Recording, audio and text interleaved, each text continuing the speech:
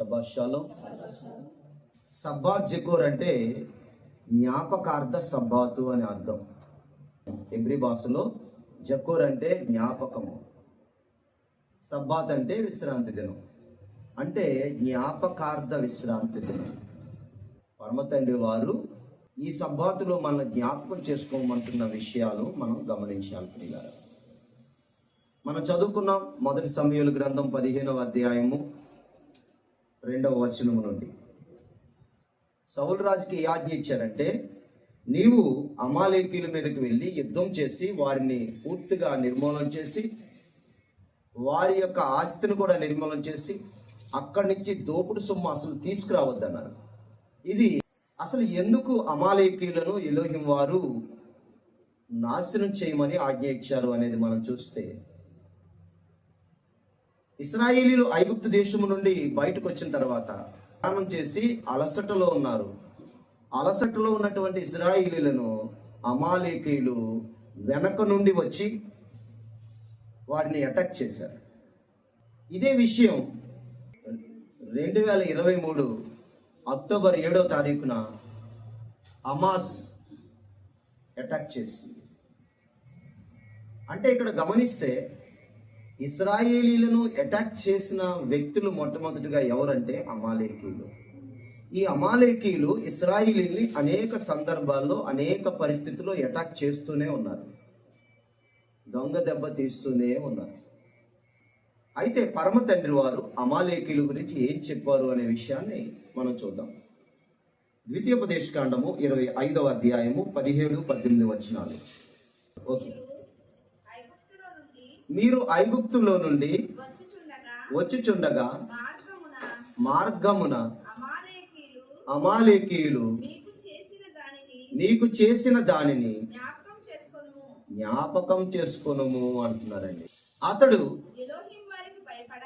ఎలోహిం వారికి భయపడక మార్గమున నీకెదురుగా వచ్చి నీవు ప్రయాసపడి అలసి ఉన్నప్పుడు నీ వారిలో నీ వెనుకనున్న బలహీనులనందరినీ హతము చేశాను. అమాలేకీయులు ఏం చేశారు అంటే బలహీనులను హతం చేశారు. యుద్ధము ఎవరితో చేయాలి అంటే సైనికులతో చేయాలి, అది యుద్ధం అంటారు. అంతేకాని యుద్ధము బలహీనుల మీద, అమాయకుల మీద, ఆడవాళ్ళ మీద, పిల్లల మీద చేస్తారా యుద్ధం? హమాస్ వాళ్ళు చేసిన యుద్ధం ఎవరితో? 2023 అక్టోబర్ 7వ తారీఖున బలహీనులతో, అలసిపోయి నిద్రపోతున్నటువంటి వారితో, బలహీనులైన స్త్రీలను, అభం శుభం తెలియని చంటి పిల్లలను వాళ్ళు హతమార్చారు. అంటే ఇశ్రాయేలీలు ఐగుప్తు నుండి వచ్చినప్పుడు, బయటకు వచ్చి అలసిపోయినప్పుడు ఎలాంటి అటాక్ జరిగిందో 2023 అక్టోబర్ 7వ తారీఖున అటువంటి అటాక్ జరిగింది. ఇశ్రాయేలీలు ఏం చేశారు? పర్ణశాల పండుగ ఆఖరి దినం, ఆ రాత్రంతా అలసిపోయి ఉన్నారు వాళ్ళు. పరమ తండ్రి వారు తన ప్రజలతో చెప్తున్నారు, నా ప్రజలారా అమాలేకీయుల్ని ఎప్పుడూ మర్చిపోవద్దు అని చెప్తున్నారు. అంటే మీ శత్రువుని ఎప్పుడు మర్చిపోవద్దని చెప్తున్నారు. ఎందుకంటే శత్రువు వివిధ రూపాల్లో తన యొక్క ప్రణాళికలు, తన ఎత్తులు మార్చుకుంటూ వెళ్తాడు.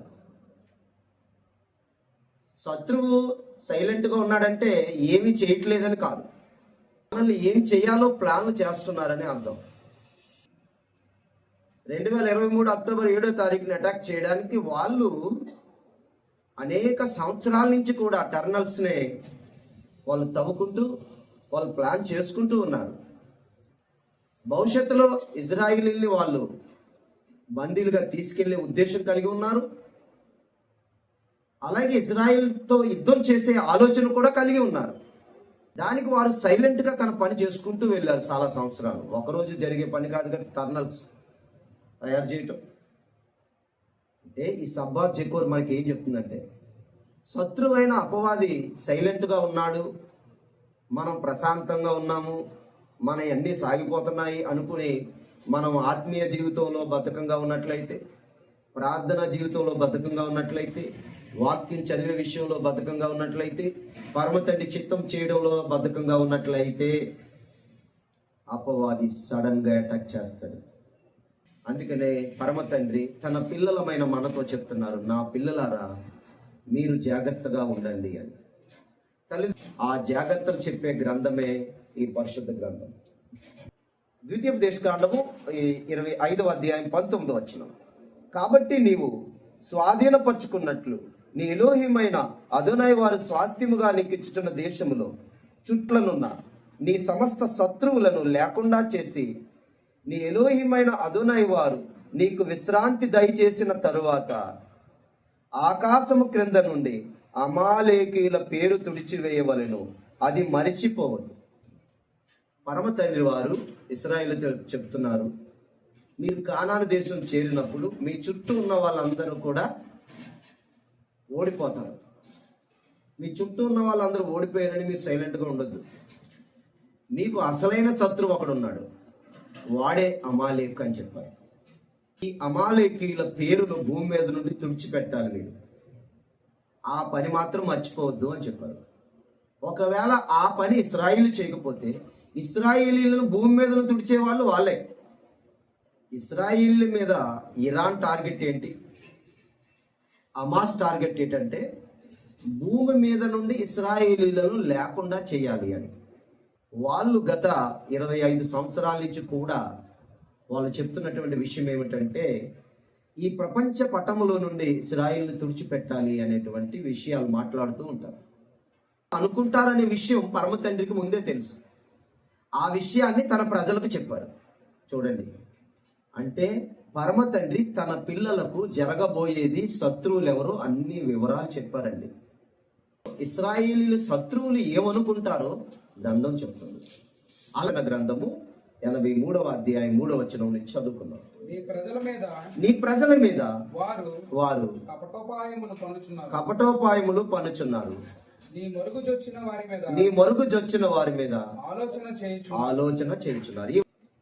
ఇశ్రాయేలు అనే ఎలోహిం వారి ప్రజల మీద కపటోపాయములు పన్నుచున్నారు. హమాస్ కపటోపాయం ఎలా ఉంటుందో చూస్తాం. ఎలాంటి కపటోపాయం?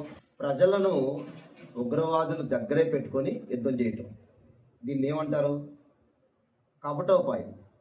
అలా కపటోపాయం చేయడం వెనక ఉద్దేశం ఏంటంటే, ప్రపంచ దేశాల ముందు ఇశ్రాయేలుని దోషిగా నిలబెట్టడం. అంతేనా? ఏంటి అంటే, చిన్నపిల్లల్ని చంపేస్తున్నారు, ఆడవాళ్ళని చంపేస్తున్నారు. నిజానికి ఇశ్రాయేలీలు చిన్నపిల్లల్ని, ఆడవాళ్ళని, దేశాన్ని నాశనం చేయాలంటే ఒక్క బటన్ నొక్కితే చాలు, మొత్తం గాజు పెంకు వలె బద్దలైపోతుంది. అదే పవర్ హమాస్ చేతిలో ఉంటే ఇజ్రాయేల్ తుడిచిపెట్టిపోతారు. ఎప్పుడో వాళ్ళు చేసేద్దరు. ఆడవాళ్ళని, చంటి పిల్లల్ని చంపిన వాళ్ళకి దేశంలో నాశనం చేయడం పెద్ద విషయమా? పెద్ద ఆలోచిస్తారా? ఆలోచించండి. కపటోపాయం పన్నుతున్నారు. ఇది కపటోపాయం. రెండోది, ఆయన మరుగుజొచ్చిన వారి మీద ఆలోచన. ఎప్పుడైతే హిట్లరు ఇశ్రాయేలుని చంపడం మొదలు పెట్టాడో, ప్రపంచంలో యూదులు తిరస్కారాలకు లోనయ్యారో, అప్పుడు వారికి జ్ఞానోదయం కలిగి,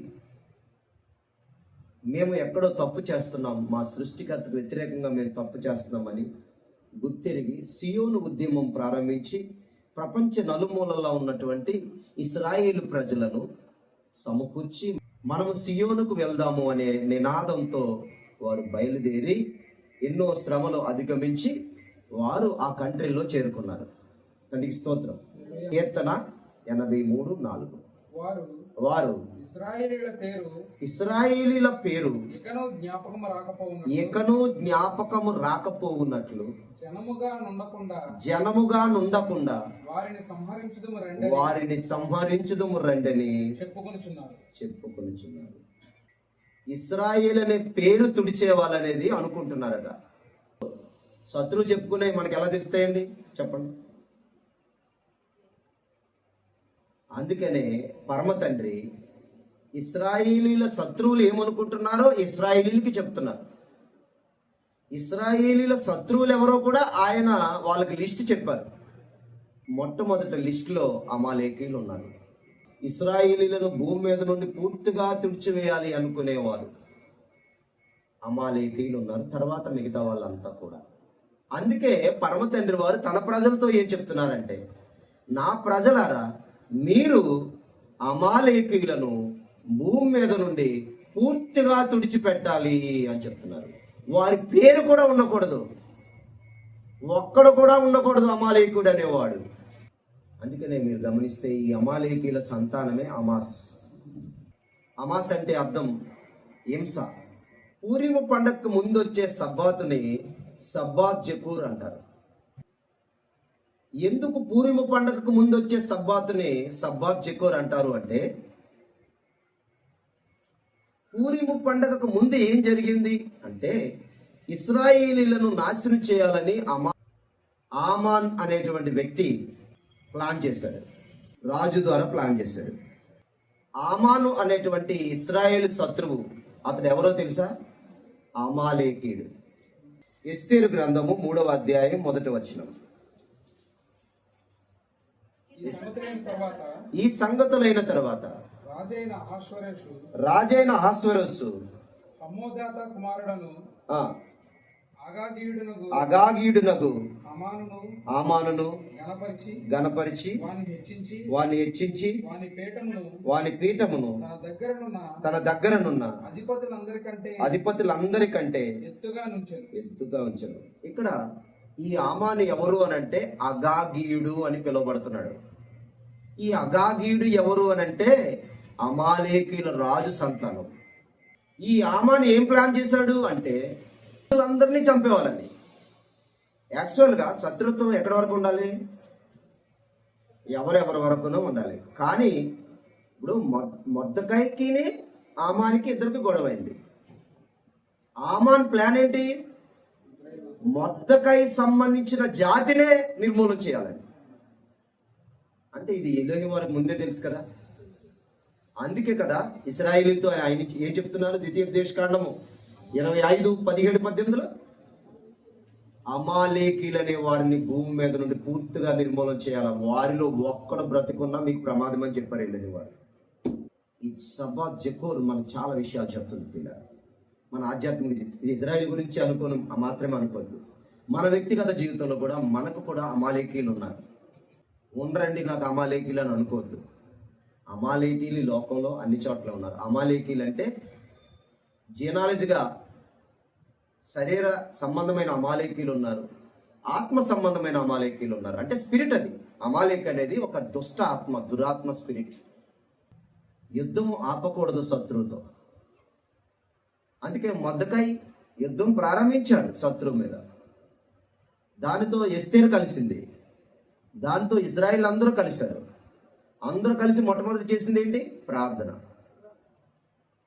ప్రార్థనతో ప్రారంభించారు అమాలేకీల మీద యుద్ధం. ఎప్పుడైతే వారు ప్రార్థనతో ప్రారంభించారో ఎలోహిం వారు వారి పక్షాన ఉండి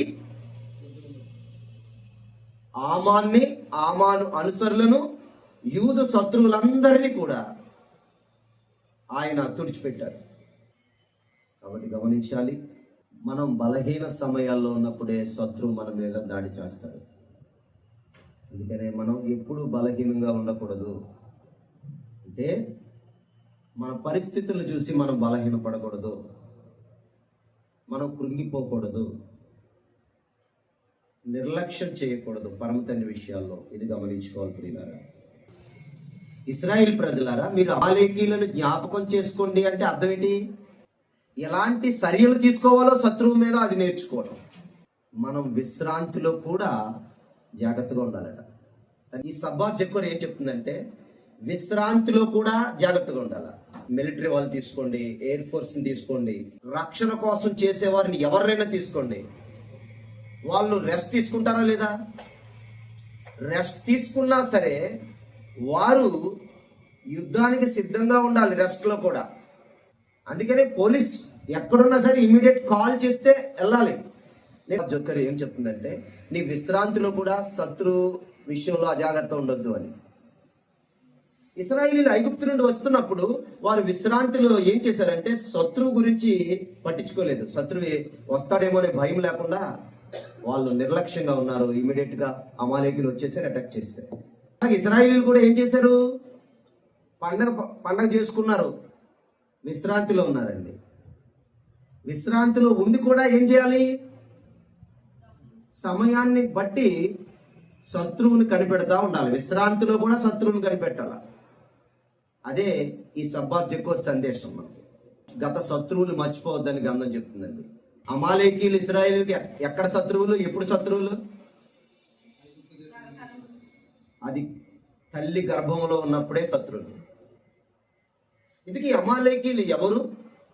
ఈ అమాలేకీయులు ఎవరు అని చెప్తున్నారంటే యాసావు సంతానం.